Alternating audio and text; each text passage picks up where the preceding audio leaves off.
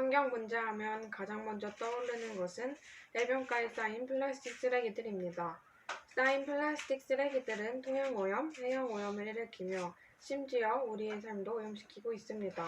더 심각한 문제가 발생하기 전 우리는 미리 해결책을 찾아 대책을 세워야 하는데 이때 우리는 이런 생각을 할 수 있습니다.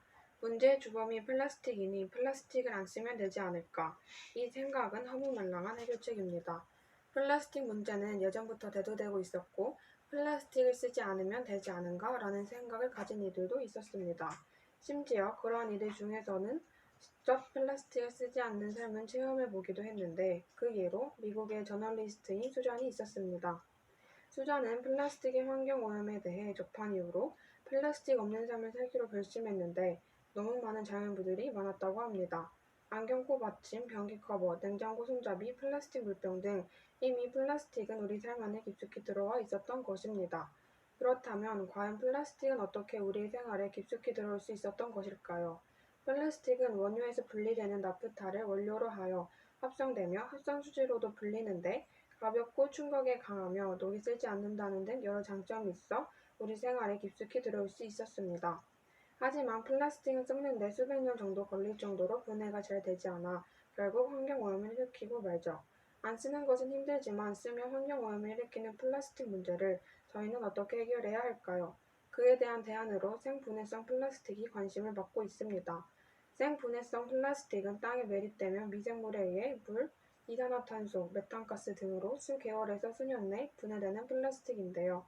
이런 생분해성 플라스틱에서도 특히 폴리락틱 애시드는 우리가 가장 쉽게 볼 수 있는 생분해성 플라스틱으로 옥수수, 사탕수수 등의 전분을 발효시켜 만들어지고 뜨거운 음식을 담거나 아기가 입으로 물어도 되는 친환경 플라스틱입니다.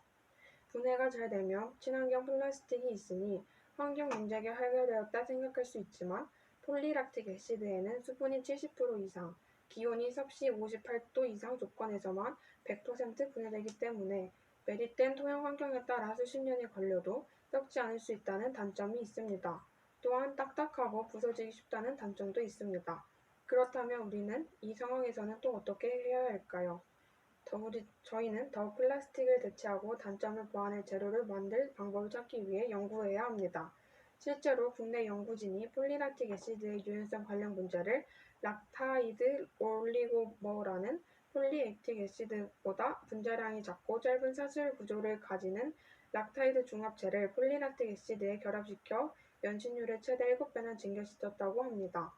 이를 통해 우리는 연구를 통해서 플라스틱을 완벽히 대체할 물질을 개발할 수 있다는 희망을 가질 수 있습니다. 플라스틱을 대체할 방법을 찾기 위해 노력하는 것이 플라스틱 문제를 해결하는 방법 중 하나라면 다른 한 가지는 플라스틱 사용량을 줄이는 것입니다. 우리는 플라스틱 양을 어떻게 줄여야 할까요? 개인적인 측면으로는 모두 알고 있다시피 최대한 플라스틱 제품의 사용을 줄이기, 생분해성 플라스틱 제품 사용하기 등이